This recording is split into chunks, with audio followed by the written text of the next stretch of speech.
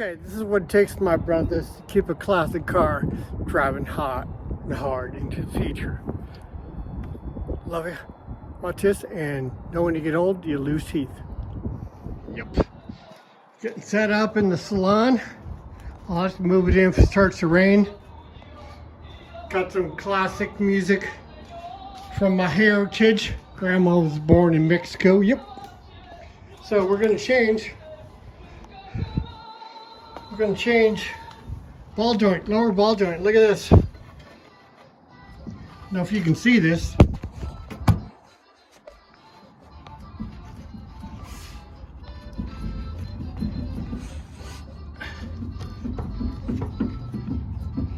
It's moving up and down about, I don't know, I'd say ½ inch. Yep. So let's get at it. I ordered a new left C-body passenger side lower ball joint. It's got the tail on it, so we'll get at it.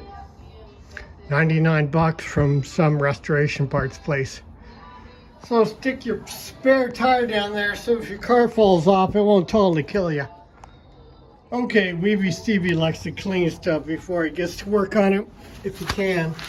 He's known to work his floss and brush, but I like to clean stuff off so I can see what's going on and it don't get as dirty, but my tools get dirty. That's just how I flow, baby. So we got to get this off. It's just 2 bolts and a socket, which is a wedge fit up there with the cotter pin up top. And I think I have a puller doodad or a pickle fork. I got a bunch of things.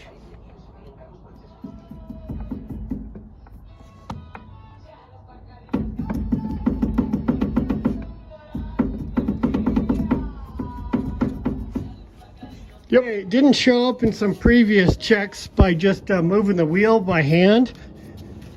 It wasn't enough to do that, so we had to pry up while supporting the bottom of the A-arm, so there's spring weight is off of the control arm on the bottom, and the ball joint on the bottom. If you can get the movement out of the ball joint by forcing it up with some sort of leverage, you can see how bad it is. And this one's pretty bad, but 70,000 miles.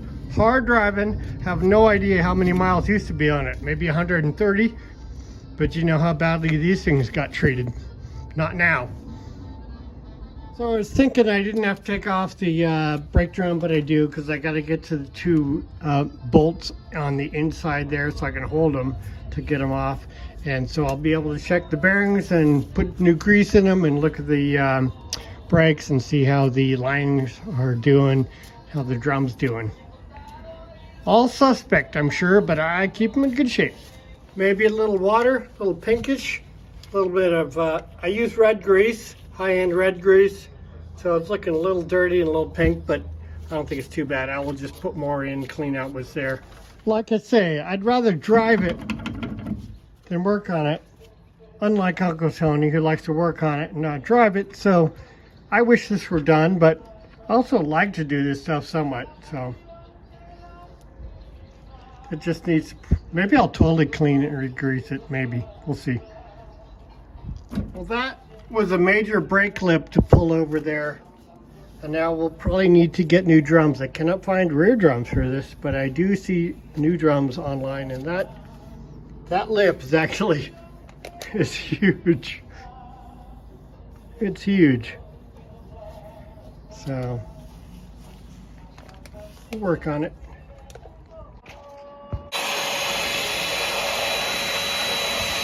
Cleaner. Makes it nice going together. Looking pretty clean, protected. Everything is in good shape on this. And we're going to have to get at that and that, so I'm going to take off these with spring compressor things. Those buggers are like 3/4 or something. I forget, maybe 7/8. I'll go find the appropriate sockets and tools. It appears they're 15/16, and I have a whole set, which I was smart enough to get throw over there because they're stuffed against the wall and I can't get at them very easy without climbing over our beautiful car. So we're gonna get hooked up and start working. So as soon as you pull those out, then you got all this access. So I'm gonna get my pinion puller, should be up there. Well, those are good for what you can read. And we'll take that cotter pin out and we'll pop that out without using a pickle fork, because those are beating on things, and I got to use a tie rod end puller for that too. Look at that old right hand thingy from the old days. Tie rod end puller, painted green, it's Steven's color. Goes on there and pulls it off without beating on it. Okay, so I was mistaken. That, I forget, is a pitman arm puller. I bought it in like 1980 to work on my old Roadrunner, and I've had it for freaking ever. And it's better for pulling pitman arms. Not quite that small. It's too wide, but it worked finally. And it's working for this one. Still a pitman arm puller, but look at how wheezy that's going to be. Could pop that right out of there. Actually, that took a lot of force to get that to pop out of there. So here's the new piece. Cool. Let's start putting it together. Well, the assembly is so cool when things are clean and they're going together well.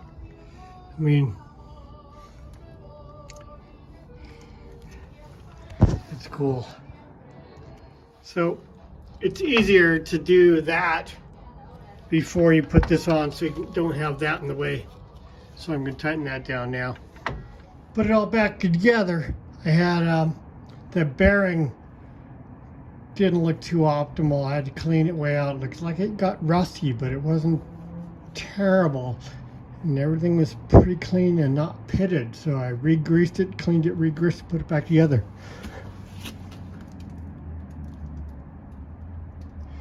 So hopefully that's good. Thumbs up for driving classic cars into the future and fast. Love ya, and keep on trucking. I'm sorry, that's pure freaking happiness.